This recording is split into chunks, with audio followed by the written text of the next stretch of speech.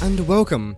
I'm your host, Valhalla Pickle, and welcome to my quick tutorial on how to make curves in Satisfactory.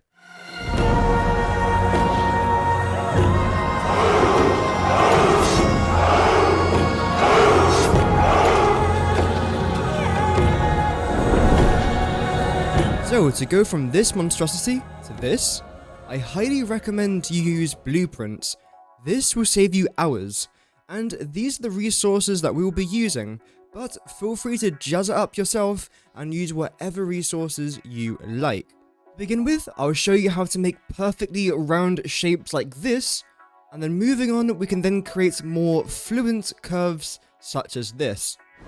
Last, we will start our building project right next to where we built the road over on our recent Twitch streams. So, what we are going to do is we are going to select a foundation. I will be using asphalt, but again, feel free to use whatever you like for your roads. Brilliant. So, I do recommend this being 1 meter high, not the 2 or 4 meter high walls, but again, that depends on what you are building. Next, we're going to scroll down to architecture, and we're going to go all the way down to walkway crossing. Do not use anything else, only use these 2 walkway crossings for this project. And in case you're wondering why we're using walkway crossings, let me just quickly demonstrate. If I was to use this foundation and rotate it, unfortunately it only rotates in 45-degree angles, and when you're trying to make a circle or a nice fluent curve, it's not very good. However, when it comes to these walkways crossings, they actually rotate a lot better. So what you're going to do is continue the walkway crossing, but snap it 1 to the right like this, and then come out by 2 walkway crossings. We're then going to continue this for 2 more tiles. So you're going to end up with something looking like this. Now what you need to do is try and place these foundations in between these 2 walkways, just like that, and then remove those 2 tiles over there for reasons I'll show you in just a little bit. Let's finish this off, and lovely. We're then going to remove the walkway crossing, and in theory, this is it, and let me show you how to use it as we get an autosave. So you're going to want to head over to your blueprints, and then click on the blueprint that you've just saved. Unfortunately though, as you can see, if you try and snap it onto here, there's a bit of a gap, so press the H button on your keyboard, go down by 1, and there we go. That's pretty much going to fix the problem, and it blends right in. You can then continue this curve all the way around, and you'll end up forming something like this. But what if you don't want a complete circle? Maybe you just want a wavy pattern instead. Well, to build the wavy pattern, we have to do something a little bit different. Because as you'll be able to see now when I try and test this out, if you try and snap it onto the end of this, you'll notice, oh wait, that doesn't snap at all. You can only do it from this angle. But of course, maybe you don't want that. It will work. Again, what if you want to do it over there? Well, luckily there's a very, very simple fix.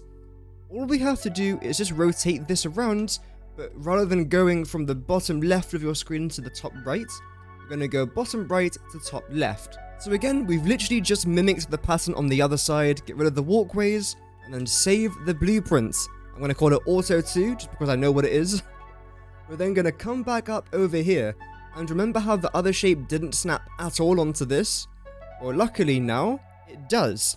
Just press the H button, move it up and down a couple of times, and you've got yourself a perfect little curve, which I think looks quite nice.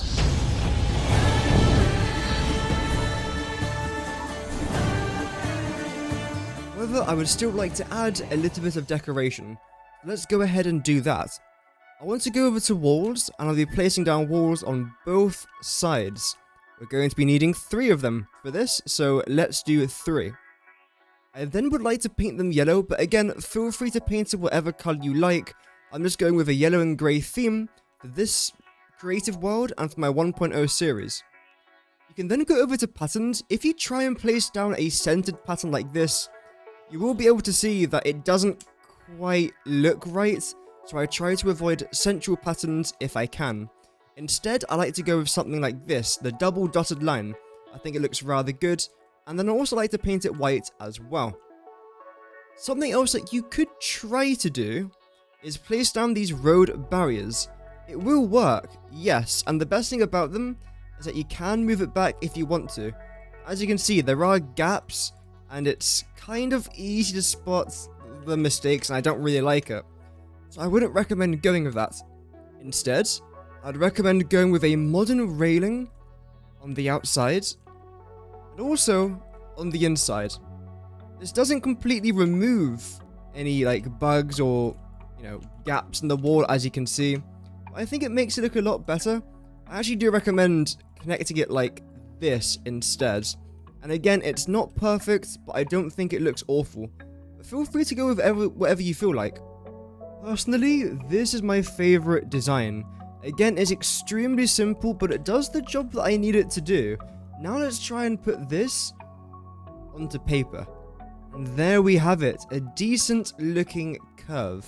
I have got quite a lot of more Satisfactory tutorials coming out over the next few weeks, so subscribe if you need any help with Satisfactory, or if you're excited for 1.0.